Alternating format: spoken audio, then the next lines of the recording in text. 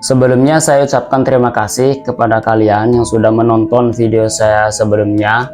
Itu adalah 1K views pertama dan sangat luar biasa. Sekali lagi terima kasih. Kali ini kita akan membahas yang sedang ramai dibicarakan di media sosial antara perusahaan A dan perusahaan B. Perusahaan A ini adalah pendiri atau penemu dari suatu produk mie.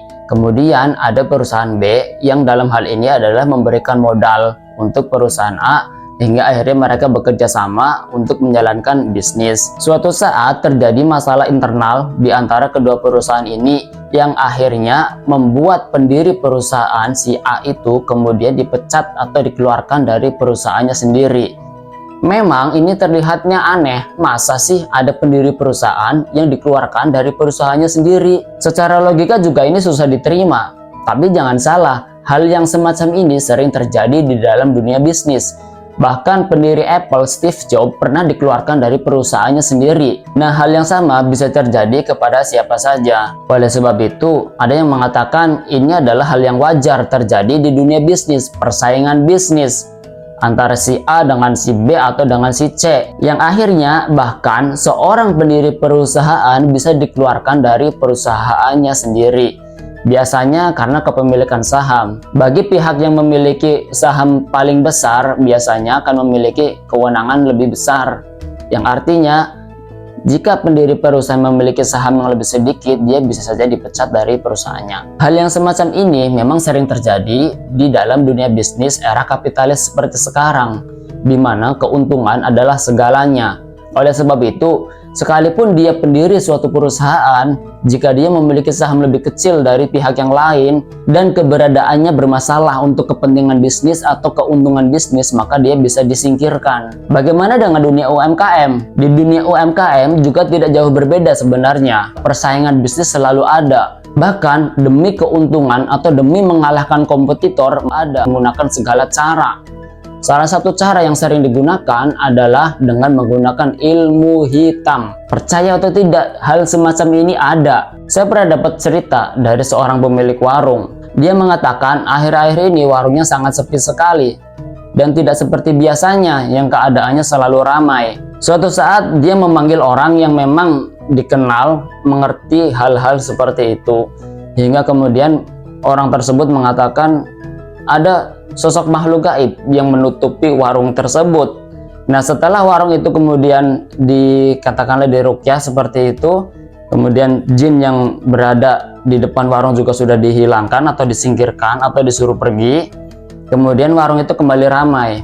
Nah, pemilik warung bertanya kepada salah satu pelanggannya, kenapa dari kemarin tidak datang ke sini?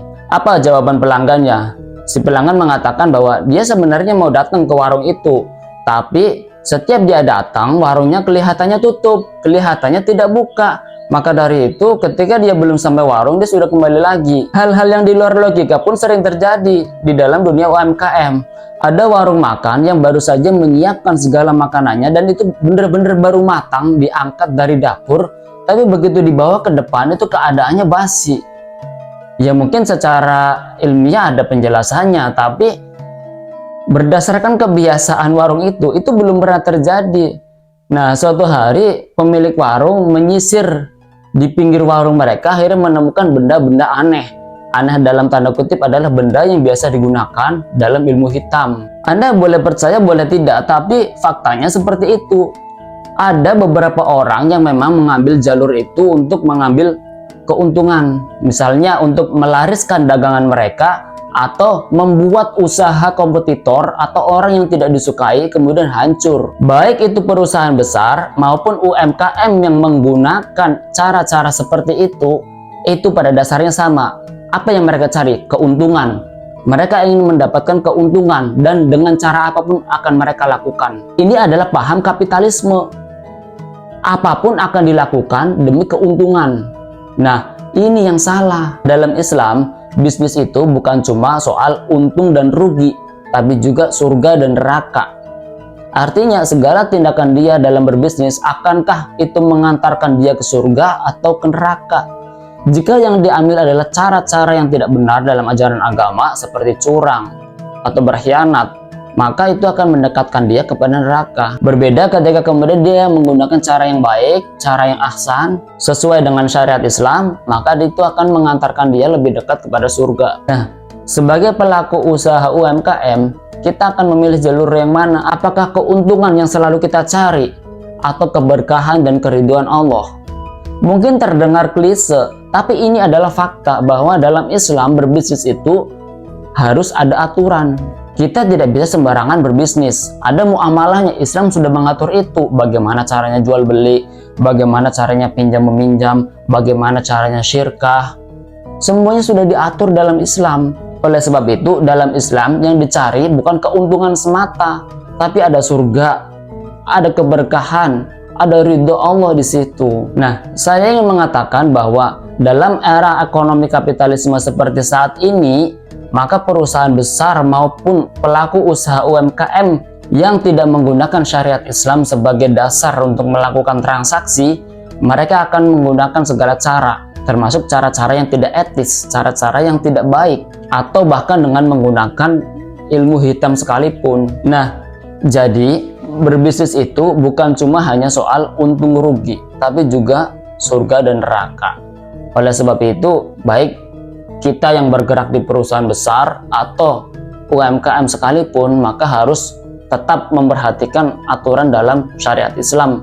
Bagaimana Islam mengatur transaksi tersebut.